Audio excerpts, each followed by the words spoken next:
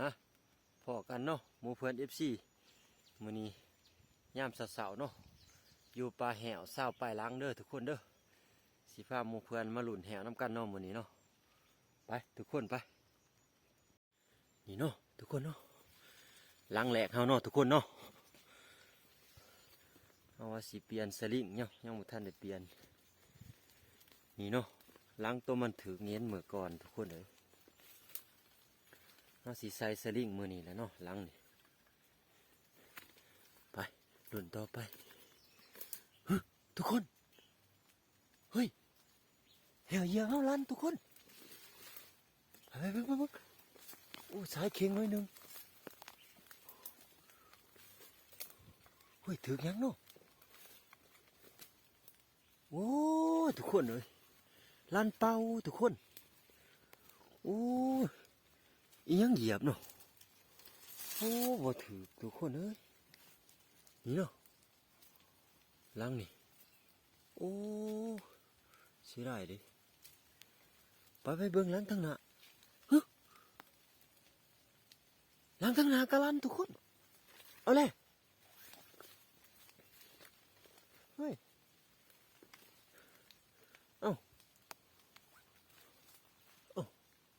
ใส่เสือกเหี่ยวเอาเลยทุกคนโอ้มีห้อยเหยียบมันห้อยยังเลยนี่เนาะทุกคนเดือดลงไปนี่โอ้งัวบ่โอ้อย่างัวทุกคนเลยนี่เนาะเอ้า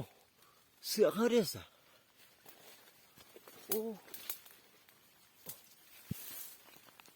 โอ้ทุกคนเลย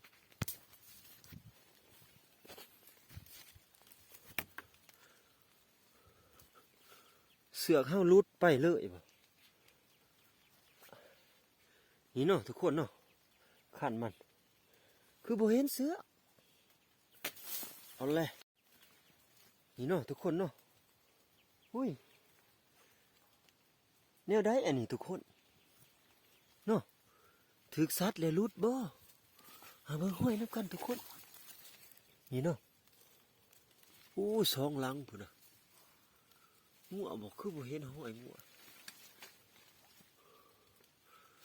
โอ้บ่เข้าใจทุกคนถึกและมีคนแกะออกบ่หรือจะได้เบิ่งห้อยคือบ่เห็นห้อยงัวโอ้ถึกแต่ว่านี่โอ้ทุกคนเอ้ยเสือกก็บ่เห็นเสือกบักใหญ่โอ้ไปเบิ่งหลังอีกนึงเอ้าเฮ้ยทุกคนแหวเหยียบหลังนี่ก็ลั่นคือกันเอาเลยบ่เห็นเสือกคือกันอีกแล้วบาดเฮ้ยนี่ทุกคนหลังนี่โอ้นี่เนาะห้อยเหยียบถึกนะนี่โอ้แต่ว่าเป็นงัวบ่ทุกคนพูนเนาะเสือกซะมาเสือกลุดไปเลยโอ้งัวใหญ่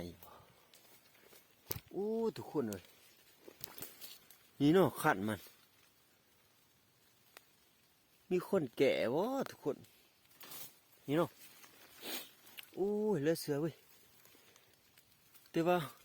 เหยียบมีที่มันบ่เห็นห้อยทุกคนนี่เนาะโอ้สงสัยแต่งูอ่ะเด้อทุกคนเด้อเนี่ยนี่แต่ว่าเสือกคือลุดไปได้เนาะโอ้ยเสียดายเด้อทุกคนเสือกฮะรุ่นกันต่อทุกคนอุ้ย3หลังเลยฮะไก่สีสุดเลยเนาะทุกคนเนาะโอ้ยแหวเหยียบเฮาลัน3หลังเสือกลุดไปนำเลย2หลังเนาะทุกคนเนาะ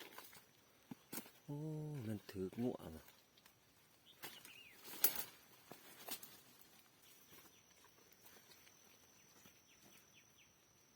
โอ้แหวเหยียบหลังนี่ก็ลั่นทุกคนนี่เนาะลั่นเป้าทุกคนหลังนี่โอ้ แมันยังเหยียบเนาะนี่เนาะทุกคนหลังนี่โอ้สงสัยงัวแหละทุกคนเนาะนะนี่เนาะสลิงอีกหลังหนึ่งเหยียบหลังสุดท้ายโบราณเนาะทุกคนหลังนี่โอ้ยมันเอียงดิ